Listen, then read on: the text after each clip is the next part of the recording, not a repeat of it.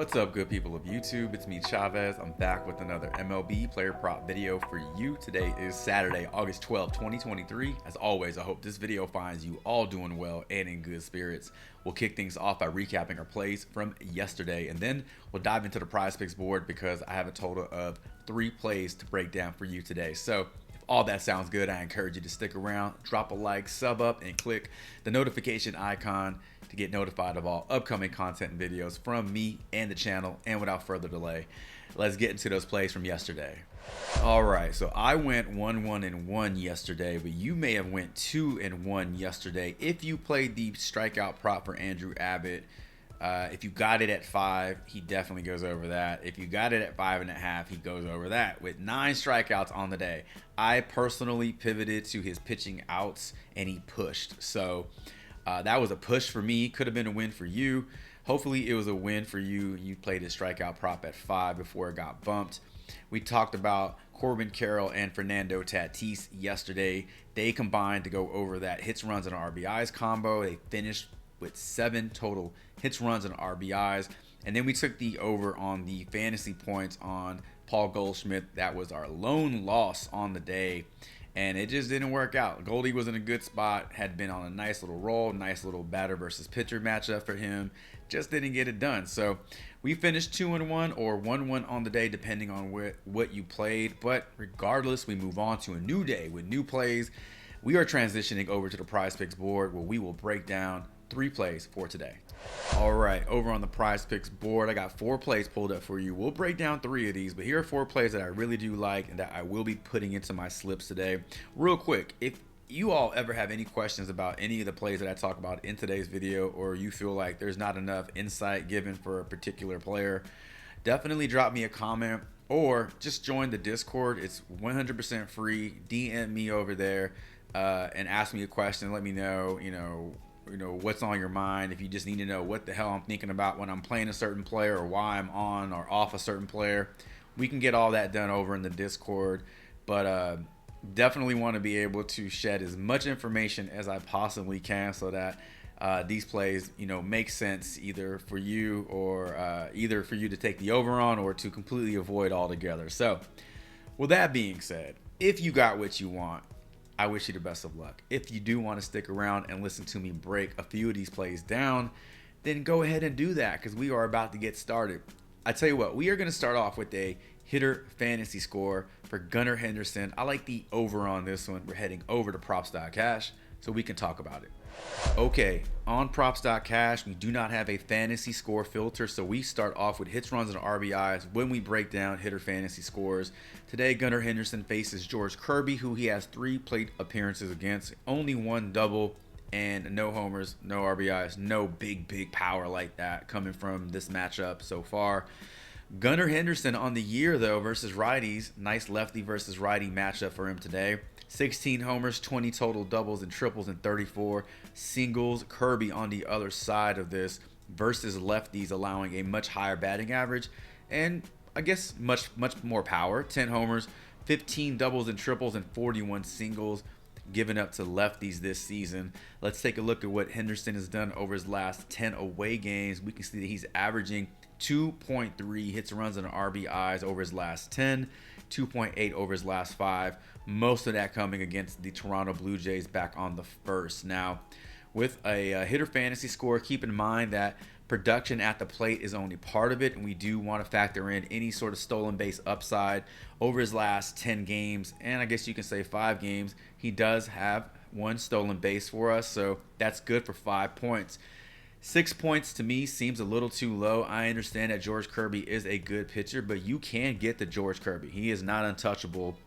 For this to go over, it would be great for Henderson to get on base with a double and then score a run. That's 7 points right there. Or he gets an RBI double. There's 7 points right there. RBI single will be 5, and then he can score a run. There's 7. Many ways for him to get this done. I just feel like this is too low of a number to ignore.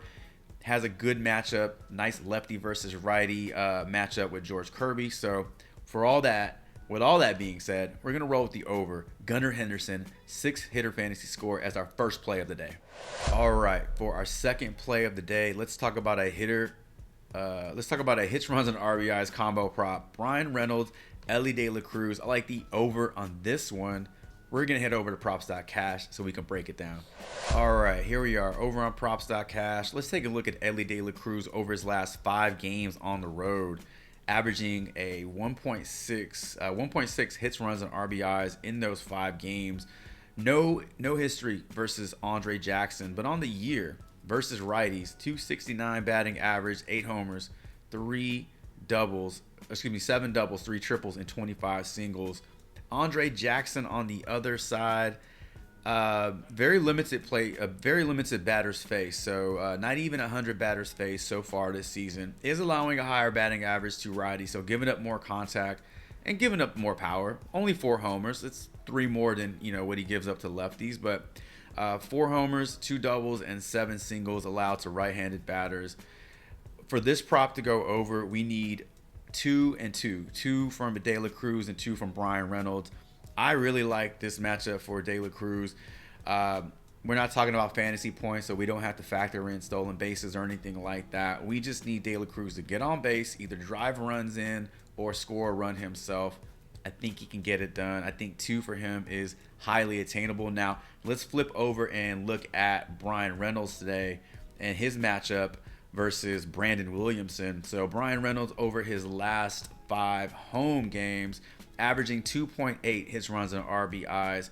No history versus Williamson, but on the season versus lefties, 288 batting average, 2 homers, 7 doubles, and 25 singles.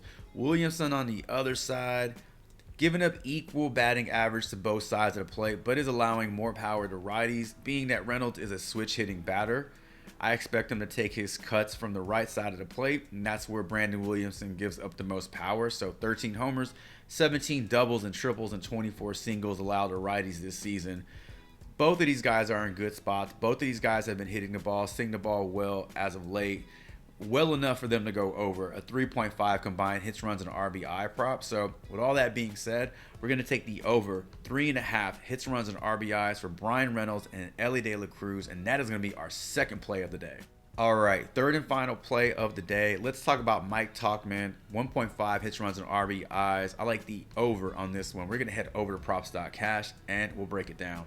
All right, so originally I was looking at Nico Horner for his fantasy points, but I feel like I've talked about him quite a bit in my videos. I wanted to just take a different route today, sticking with the same team, sticking with the Cubs, but we're going to talk about Mike Tauchman today versus Chris Bassett. So he needs 2 hits, runs, and RBIs for him to go over this line. No history versus Chris Bassett to speak of, but on the season, Tauchman versus right-handed pitching, 287 batting average, 6 homers, 11 doubles, and 34 singles.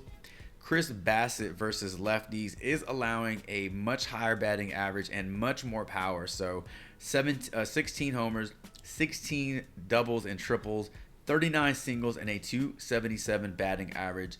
Over his last, we're going to look at all his games. So over his last 5 games in general, home and away, Tauchman has 4, 8, 10, 13 hits, runs, and RBIs. That does include 1 homer. Any stolen bases? Just curious. 1 stolen base. So doing really good things overall. So 11 total hits, runs, and RBIs. We have a guy here who should get us, 3 plate appearances, 4 to 5 plate appearances today to get this done.